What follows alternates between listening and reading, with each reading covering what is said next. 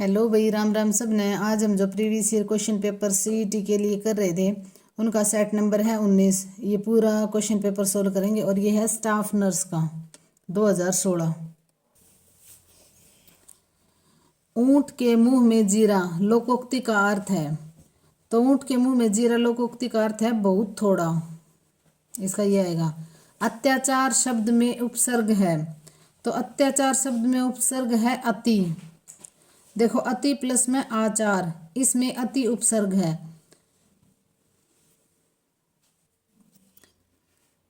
जो सब कुछ जानता है वाक्यांश के लिए एक शब्द है।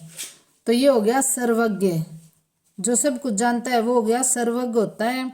और जो बहुत कम जानता हो वो अल्पज्ञ। और जो सब कुछ जानता हो मतलब जो जानता हो मतलब किसी भी चीज का ज्ञान हो वो ज्ञाता। और विषय की जानकारी रखने वाला जानकार।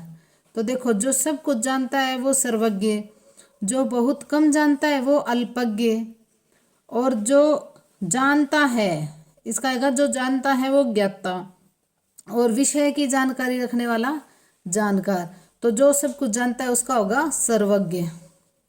सत्कार शब्द का विलोम है। तो सत्कार शब्द का विलोम क्या होगा? इसका होगा तिरस्कार। सत्कार शब्द का विलोम होगा तिरस्कार। और निंदा का होगा स्तुति। उपेक्षा का होगा अपेक्षा। तो सत्कार का क्या होगा? तिरस्कार। निंदा का होगा स्तुति और उपेक्षा का होगा अपेक्षा। ये देखो भाई, रसोई घर का शब्द का सामासिक विग्रह क्या होगा? तो ये होगा रसोई के लिए घर। और इसमें ना कौन सा इसमें ना तत्पुरुष संप्रदान तत्पुरुष समास है। तो रसोई के लिए घर ये सामाजिक नहीं सामासिक विग्रह है।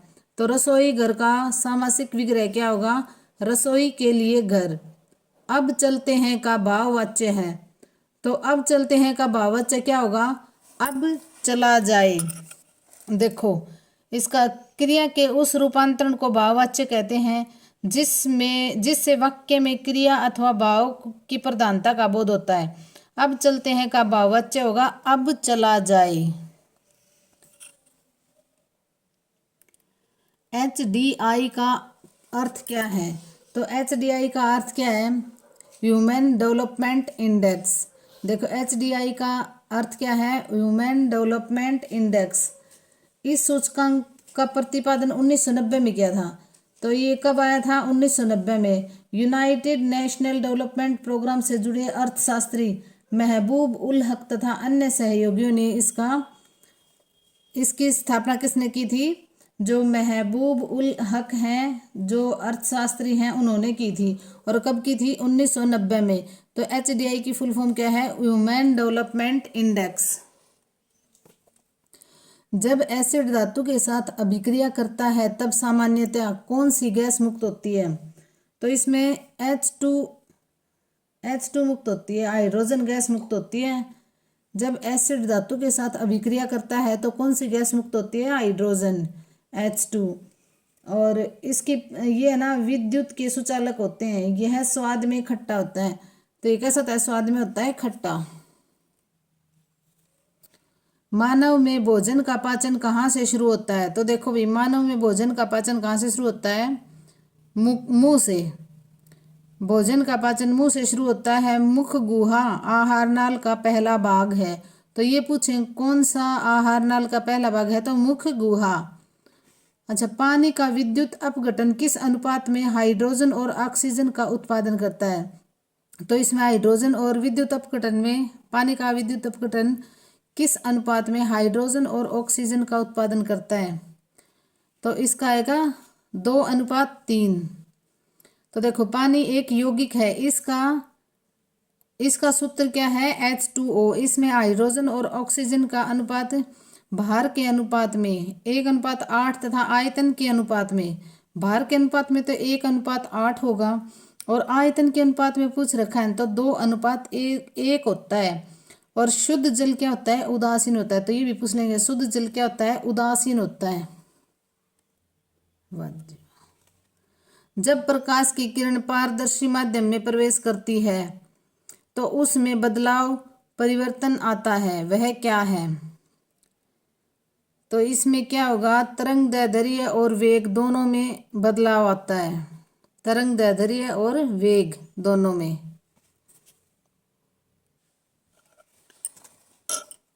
भारत भूमध्य रेखा के उत्तर भाग में किन अक्षांशों के बीच स्थित है? तो भारत किन अक्षांशों के बीच स्थित है ये पूछ रखा है। तो ये है 8 डिग्री 4 से 37 डिग्री 6 के बीच में। 8 डिग्री 4 से 37 डिग्री 6 उत्तरी अक्षांश के बीच में है, उत्तरी अक्षांश है, ये ध्यान रखना। और 68 डिग्री 7 से 97 डिग्री 25 पूर्वी देशांतर के मध्य स्थित है। पौधे का कौन सा हिस्सा हस्तांतरण में शामिल है? तो ये फ्लोएम है ना, जो फ्लोएम है वो पौधे का जो फ्लोएम हिस्सा है वो हस्तांतरण में शामिल है। फ्लोएम पौधों की जड़, तना एवं पत्तियों में पाया जाता है। तो फ्लोएम कहाँ पाया जाता है? पौधे की जड़, तना और पत्तियों में पाया जाता है। यह पत्तियों द्वारा क्या करता है? यह पत्तियों द्वारा भोज्य पदार्थों को पौधों के विभिन्न भागों में पहुंचाता है। तो फ्लोएम जड़, तना और पौधे में पाया जाता है और यह क्या करता है? भोज्य पदार्थों को पौधे के जो विभिन्न भाग होते हैं ना वहां तक पहुंचाने का काम कौन करता है? फ्लोएम। यह एक संचयक ऊतक है जो पौधों को यांत्रिक संचयन प्रदान करता है। तो ये है, सूचियों का मिलान करें और निम्न में से सही विकल्प का चयन कीजिए। तो देखो राखी गढ़ी कहाँ है? राखी गढ़ी है हिसार में और सबसे बड़ा सिंधु घाटी स्थल है। तो क्या है ये? राखी गढ़ी सबसे बड़ा सिंधु घाटी स्थल है। राखी गढ़ी क्या है? सबसे बड़ा सिंधु घाटी स्थल है और कहाँ है? हिसार में। अच्छा, कुनाल कहाँ है? फतेहाबाद में। और ये रीगल क्राउन, इसका आएगा रीगल क्राउन। कुनाल कहाँ है? फतेहाबाद में। और बनावली भी कहाँ है? फतेहाबाद में है। और यहाँ से क्या मिला था? जुता हुआ खेत। तो देखो राखीगढ़ी सबसे बड़ा सिंधु स्थल है, कुणाल रीगल क्राउन, ये पूछ लेंगे रीगल क्राउन कुणाल। बनावली जुता हुआ खेत, बनावली से क्या मिला था? जुता हुआ खेत। पुनर्जनन को घाव भरने की प्रक्रिया के दौरान किस तरह परिभाषित किया जाएगा? तो पुनर्जनन को घाव भरने की प्रक्रिया के दौरान किस तरह से परिभाषित किया जाएगा ये पूछा है। तो इसमें होगा समान कोशिका द्वारा नाश हो चुकी कोशिकाओं का प्रतिस्थापन। तो समान कोशिका द्वारा नाश हो चुकी कोशिकाओं का प्रतिस्थापन पुनर्जनन को घाव भरने की प्रक्रिया के दौरान परिभाषित किया जाता है। नैसर्गिक स्वतः गर्भपात क्या है? तो नैसर्गिक स्वतः गर्भपात क्या है? गर्भ के 20 सप्ताह पहले गर्भावस्था का प्राकृतिक नुकसान। मतलब गर्भ के जो 20 सप्ताह होते हैं ना स्टार्टिंग के, उसमें गर्भावस्था का नुकसान। हरियाणा में फ्यूडल जागीरदारी लीग की स्थापना किसने की थी? तो ये की थी सर छोटू राम ने। देखो भाई, सर छोटू राम को किसानों का मसीहा भी कहा जाता है और इनका जन्म कब हुआ था? 24 नवंबर 1881 को। तो छोटू राम का जन्म कब हुआ था? 24 नवंबर 1881 को। देखो बिल्कुल इजी है, 18 और 81, 1881, 24 नवंबर 1881 को सर छोटू राम का जन्म हुआ था गढ़ी सांपला में। और इनका वास्तविक नाम है ना राम रिचपाल है, ये भी पूछ लेते हैं। इन्होंने हरियाणा में फ्यूडल क्या है? जागीरदारी। तो जागीरदारी ना दे के फ्यूडल भी दे देंगे भाई, फ्यूडल याद रखना क्योंकि आ सकता है आगे जागीरदारी की जगह फ्यूडल दे देंगे और समझ में ही नहीं आएगा बच्चों को कि ये फ्यूडल क्या है। तो फ्यूडल मतलब जागीरदारी लीग की स्थापना की थी। भारतीय सरकार द्वारा राष्ट्रीय ग्रामीण स्वास्थ्य मिशन कब शुरू किया था? तो ये कब शुरू किया था? ये किया था 12 अप्रैल 2005 को। भारतीय सरकार द्वारा राष्ट्रीय ग्रामीण स्वास्थ्य मिशन कब शुरू किया था? 12 अप्रैल 2005 को। और ये योजना कब शुरू की थी? 12 अप्रैल 2005 को। यह ग्रामीण क्षेत्रों में सरलता से पहुंचने वाली वहनीय और जवाबदेही वाली स्वास्थ्य सेवाएं मुहैया करवाने के लिए थी। तो बात यह है भी स्वास्थ्य सेवाओं के लिए ये योजना शुरू की थी और यह योजना विशेष रूप से ग्रामीण गरीबों तथा कमजोर वर्ग के लोगों के लिए थी। तो जो ग्रामीण परिवेश के लिए थी, पहली बात तो ये है। और जो गांव में गरीब लोग हैं ना और कमजोर वर्ग के लोग हैं, उनके लिए ये विशेष रूप से योजना थी। तो राष्ट्रीय ग्रामीण स्वास्थ्य मिशन कब शुरू हुई थी? 12 अप्रैल 2005 को। 12 अप्रैल 2005 को शुरू हुई थी। भीमा देवी मंदिर कॉम्प्लेक्स कहाँ स्थित है? तो भीमा देवी कॉम्प्लेक्स मंदिर है पिंजौर में, पिंजौर में स्थित है। और ये है ना एक हिंदू मंदिर है। यह मंदिर भारत के हरियाणा के राज्य पंचकुला जिले के पिंजौर में, तो पंचकुला के पिंजौर में है ये भीमा देवी कॉम्प्लेक्स मंदिर। गुर्दे के क्रोनिक जीर्ण रोगियों में एनीमिया किस वजह से होता है? तो ये होता है घटता हुआ एरिथ्रोपोइटिन उत्पादन जो होता है ना, उसके कारण से होता है। सूफी संत बू अली शाह कलंदर का जन्म हुआ था, तो ये कहाँ हुआ था? ये हुआ था पानीपत में। ये मैंने आपको बहुत अच्छे से, जो मेरे नोट्स है ना उनमें बहुत अच्छे से समझा रखे हैं, एक बार पढ़ोगे ना बिल्कुल आपको याद हो जाएंगे। सूफी संत बू अली शाह कलंदर का जन्म कहाँ हुआ था? तो ये हुआ था पानीपत में। हरियाणा का गृह मंत्री कौन है? तो देखो भी हरियाणा के गृह मंत्री अब कौन है? नायब सिंह सैनी। जो हमारे मुख्यमंत्री है ना वही हरियाणा के गृह मंत्री हैं। गुरु द्रोणाचार्य के नाम से किस शहर का पुनः नामकरण हुआ? तो ये हुआ था भाई गुरुग्राम का। गुरुग्राम का नाम गुरु द्रोणाचार्य से जुड़ा हुआ है। और गुरु द्रोण को उनके शिष्यों ने इसे गुरु दक्षिणा के रूप में दिया था। तो ये गुरु दक्षिणा के रूप में दिया था, इसीलिए इनका नाम गुरुग्राम पड़ा था। और गुरुग्राम जिले के गठन के समय वहाँ 3 रियासतें तथा 11 परगने थे। रियासतों में पटौदी, फरुखनगर और बल्लभगढ़ थी। तो ये 3 रियासतें भी पूछ सकते हैं कि गुरुग्राम में 3 रियासतें कौन कौन सी थी? पटौदी, फरुखनगर और बल्लभगढ़। अच्छा, बेस्ट हॉर्टिकल्चर स्टेट का पुरस्कार भारत के किस राज्य को मिला है? तो ये उस टाइम का करंट का क्वेश्चन है, ये हरियाणा को मिला था भाई उस टाइम पे। मधुमेह इंसिपिड्स किस कारण होता है? तो ये मधुमेह इंसिपिड्स किस कारण होता है? एंटी ड्यूरेटिक हार्मोन के स्रावन के उत्पादन में कमी के कारण, और इसको एडीएच भी बोलते हैं। तो किसके कारण होता है मधुमेह इंसिपिड्स? एंटी डायूरेटिक हार्मोन के स्रावन उत्पादन में कमी के कारण, और इसको एडीएच भी बोलते हैं। तो एडीएच भी आ सकता है भी शॉर्ट में। पेट के परीक्षण के दौरान परिसरवण का कार्य आघात, परिताड़न और परिस्पर्शन से पहले किया जाना चाहिए, क्योंकि यह प्रक्रिया है क्या है? आंत की आवाज बदल देती है। तो यह प्रक्रिया क्या कर देती है? आंत की आवाज बदल देती है। भारतीय सेना के पश्चिमी कमांड का मुख्यालय कहाँ स्थित है? तो भारतीय सेना का पश्चिमी कमांड का मुख्यालय कहाँ है? चंडी मंदिर। कल्पना चावला का जन्म निम्नलिखित में से किस स्थान पर हुआ था? तो ये सबको बताया भी, कल्पना चावला का जन्म करनाल में हुआ था। हरियाणा का प्रसिद्ध हास्य कवि कौन है? तो हरियाणा के प्रसिद्ध हास्य कवि कौन है? सुरेंद्र शर्मा है। प्राथमिक नर्सिंग देखभाल मॉडल में नर्स की जिम्मेदारी क्या है? तो नर्स की जिम्मेदारी क्या है? रोगी या रोगियों के समूह को एक समय की अवधि के लिए देखभाल प्रदान करना। तो प्राथमिक नर्सिंग देखभाल मॉडल नर्स में नर्स की क्या जिम्मेदारी है? रोगी या रोगियों के समूह को एक समय की अवधि के लिए देखभाल प्रदान करना। तो क्या होगा? देखो भाई, ये होगा रोगी या रोगियों के समूह को एक समय की अवधि के लिए देखभाल प्रदान करना। ऑस्टोमी के रोगी को नर्स को स्पष्ट करना चाहिए कि स्टोमा का धवलीकरण और गहरे लाल रंग से बैंगनी रंग का किसका संकेत है? तो ऑस्टोमी के रोगी को नर्स को स्पष्ट करना चाहिए कि स्टोमा का धवलीकरण और गहरे लाल रंग से बैंगनी रंग का मतलब क्या संकेत है, ये स्पष्ट करना चाहिए।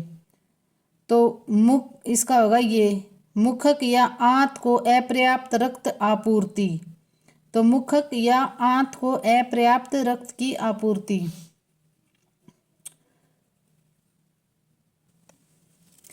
हरियाणा में हल्दी के प्रमुख उत्पादक जिले हैं। तो कौन से हैं? अंबाला और यमुनानगर में हल्दी का उत्पादन सबसे ज्यादा होता है। तो हरियाणा में हल्दी के प्रमुख उत्पादक जिले कौन से हैं? अंबाला और यमुनानगर। टॉनिक क्लोनिक अभिग्रहण के दौरान टॉनिक चरण का क्या लक्षण है? तो इसका क्या लक्षण है? शरीर अकड़ जाता है इसमें। प्रसिद्ध गायक सोनू निगम का जन्म हरियाणा के किस जिले में हुआ था? तो ये हुआ था भाई फरीदाबाद में। और ये कब हुआ था? 1973 में हुआ था, फरीदाबाद जिले में। और 1995 में बेवफा सनम से इनकी सफलता की शुरुआत मानी जाती है। तो इनका जन्म कब हुआ था? सोनू निगम का जन्म हुआ था हरियाणा के फरीदाबाद जिले में, और 1973 में इनका जन्म हुआ था। और 1995 में जो फिल्म बेवफा थी ना, बेवफा सनम से इनकी सफलता की शुरुआत मानी जाती है। पार्किंसन रोग की उत्कृष्ट अभिव्यक्ति कौन सी है? तो देखो ये पार्किंसन रोग की उत्कृष्ट अभिव्यक्ति पूछ रखी है। इसका होगा कंपन, मंद शारीरिक हलनचलन और कठोरता। कंपन, मंद शारीरिक हलनचलन और कठोरता। तो पार्किंसन रोग की उत्कृष्ट अभिव्यक्ति कौन सी है? कंपन, मंद शारीरिक हलनचलन और कठोरता, ये होगा इसका। निम्न में से कौन सी लीवर के सिरोसिस की नैदानिक त्वचा अभिव्यक्ति है? तो ये होगा अथेलिया तौरक्तिमा। अथेलिया तौरक्तिमा। एक पतली रेशेदार कला की चिकनी परत गुर्दे की रक्षा करती है, उसे क्या कहते हैं? तो उसे क्या कहते हैं? इसे कहते हैं कैप्सूल। एक पतली रेशेदार कला की चिकनी परत की जो गुर्दे की रक्षा करती है उसे कैप्सूल बोलते हैं। ओनकोटिक दाब की परिभाषा है। तो ओनकोटिक दाब की परिभाषा क्या है? तरल पदार्थ के पात्र के बाहर दाब। तरल पदार्थ के पात्र के बाहर दाब का मतलब क्या है? ओनोक्टिव दाब का मतलब है तरल पदार्थ के पात्र के बाहर दाब होना होता है। श्वसन की कौन सी स्थिति में पैराडॉक्सिल श्वसन मिलेगा? तो श्वसन की कौन सी स्थिति में पैराडॉक्सिल श्वसन मिलेगा?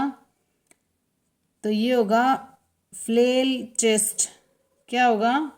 ये होगा फ्लेल चेस्ट में। किसमें होगा? फ्लेल चेस्ट में।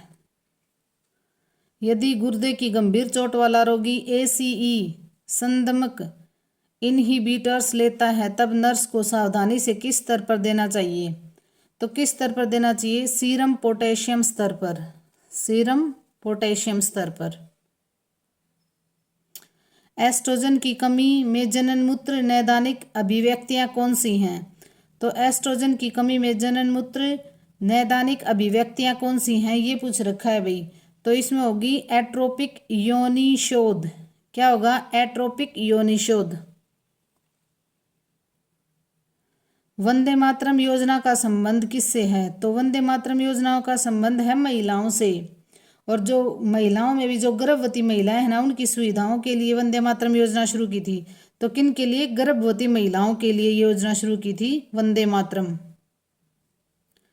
हरियाणा के किस मंडल में सर्वाधिक जिले हैं? तो किस मंडल में सर्वाधिक जिले हैं? तो ये है रोहतक मंडल में। कितने जिले हैं रोहतक मंडल में? 5 जिले हैं। तो देखो भाई, रोहतक मंडल के अंतर्गत कौन कौन से जिले आते हैं? रोहतक, सोनीपत, झज्जर, भिवाड़ी और चरखी दादरी। और अन्य मंडल भी देख लेते हैं। तो मंडल कितने हैं? मंडल हैं 6। घर एफ के इसकी ट्रिक होगी। घर एफ के, GHAR, घर एफ के। देखो, गुरुग्राम, हिसार, अंबाला, रोहतक, फरीदाबाद और करनाल, ये 6 मंडल हैं घर एफ के। कितने मंडल हैं? 6। और सबसे ज़्यादा जिले कौन से मंडल में हैं? रोहतक में। तो देखो एक बार, ये रोहतक की तो मैंने आपको बता दिए। रोहतक, सोनीपत, झज्जर, भिवाड़ी और चरखी दादरी, इसमें 5 जिले आते हैं। और करनाल मंडल में करनाल हो गया खुद, पानीपत और कैथल। करनाल, पानीपत और कैथल करनाल मंडल में आएंगे। अच्छा, अब अंबाला मंडल में कौन कौन से आएंगे? अंबाला, पंचकुला, कुरुक्षेत्र और यमुनानगर। देखो, अंबाला, पंचकुला, कुरुक्षेत्र और यमुनानगर, ये ऊपर ऊपर के देख लो भाई, ये अंबाला के आसपास जो है। हिसार मंडल में हिसार, फतेहाबाद, सिरसा और जींद। अच्छा, फरीदाबाद मंडल में फरीदाबाद, पलवल और नूंह। गुरुग्राम में गुरुग्राम, रेवाड़ी और महेंद्रगढ़। ये 6 मंडल हैं। 6 मंडलों में जिलों का विभाजन है। सबसे ज़्यादा जिले रोहतक मंडल में आते हैं 5। और इनकी ट्रिक क्या होगी 6 मंडलों की? घर एफ के, गुरुग्राम, हिसार, अम्बाड़ा, रोहतक, फरीदाबाद और करनाल। छिलछिला वन्य जीव अभ्यारण्य किस जिले में है? तो छिलछिला वन्य जीव अभ्यारण्य किस जिले में है? कुरुक्षेत्र। ये मैंने आपको ट्रिक से बहुत अच्छी तरह याद करवा रखा है, नोट्स जाके पढ़ो, बिल्कुल एक भी क्वेश्चन आपका गलत नहीं होगा। तो छिलछिला कहाँ है? कुरुक्षेत्र में। देखो कुरुक्षेत्र में लड़ाई हुई ना, महाभारत हुआ था, तो वहाँ क्या हुआ था? छील दिए जो मानव, वो जो सैनिक थे वो छील दिए थे, मार दिए थे। तो छिलछिला कहाँ है? कुरुक्षेत्र में। और ये कुरुक्षेत्र जिले में स्थित। और यहाँ पे है ना शीतकालीन पक्षी आते हैं भाई, सर्दियों में बहुत सारे पक्षी आ जाते हैं यहाँ पे छिलछिला वन्य जीव अभ्यारण्य में। पानीपत के प्रथम युद्ध में इब्राहिम लोदी किसके विरुद्ध लड़ा था? तो पानीपत का प्रथम युद्ध किसके बीच हुआ था? किस किसके बीच हुआ था? बाबर और इब्राहिम लोदी के बीच। तो किसके बीच हुआ था? बाबर और इब्राहिम लोदी के बीच 21 अप्रैल 1526 को। कब हुआ था? 21 अप्रैल 1526 को। और दूसरा कब हुआ था? पानीपत का प्रथम युद्ध 1526, दूसरा 1556 और तीसरा 1761। और 1761 है ना मराठों के बीच। तो फिर उन्होंने अपने मराठे जो हिंदू हैं उन्होंने क्या किया था? 14 जनवरी को जो अपना संक्रांत त्योहार आता है ना, उस दिन लड़ाई शुरू की थी। तो तीसरा पानीपत का युद्ध तो बिल्कुल इजी से याद हो जाएगा, 14 जनवरी 1761, 1526, 1556 और 1761। तीसरा युद्ध हुआ था भाई। स्पंजी हड्डियों को क्या कहते हैं? तो स्पंजी हड्डियों को क्या कहते हैं? सुशीर। आलिंग सूत्र शब्द कैसे व्याख्यायित किया जाता है? तो कैसे व्याख्यायित किया जाता है? एक गुणसूत्र जो लिंग गुणसूत्र नहीं है। तो आलिंग सूत्र शब्द कैसे व्याख्यायित किया जाएगा? एक गुणसूत्र जो लिंग गुणसूत्र नहीं है। देखो भाई, प्रत्येक जीव में कोशिकाओं के केंद्रक में पाए जाने वाले गुणसूत्रों की संख्या निश्चित होती है। तो ऐसे मनुष्य के शरीर की कोशिकाओं में कितने गुणसूत्र पाए जाते हैं? 46 गुणसूत्र पाए जाते हैं। और ये गुणसूत्र सदा जोड़े में होते हैं। तो मनुष्य के शरीर की कोशिकाओं में कितने गुणसूत्र पाए जाते हैं? 46। और ये गुणसूत्र सदैव जोड़े में होते हैं। कोशिका मध्यस्था प्रतिरक्षा को कैसे परिभाषित किया जाता है? तो इसको कैसे परिभाषित किया जाता है? टी कोशिका द्वारा विशिष्ट प्रतिजन की पहचान। कैसे? टी कोशिका द्वारा विशिष्ट प्रतिजन की पहचान। हरियाणा के सर्वाधिक प्रसिद्ध रागनी गायक कौन है जिन्हें सूर्य कवि के नाम से भी जाना जाता है? तो ये कौन है भाई? पंडित लक्ष्मीचंद हैं, जिन्हें सूर्य कवि के नाम से भी जाना जाता है। बिल्ट फुटबॉल स्टेडियम कहाँ है? तो बिल्ट फुटबॉल स्टेडियम है यमुनानगर में। कहाँ है? यमुनानगर में है भैया। नर्सिंग की नाइटिंगेल की परिभाषा के अनुसार निम्नलिखित गतिविधियों में से कौन सा नर्स का कार्य है? तो नर्स का कार्य है, ये पूछ रखा है भाई।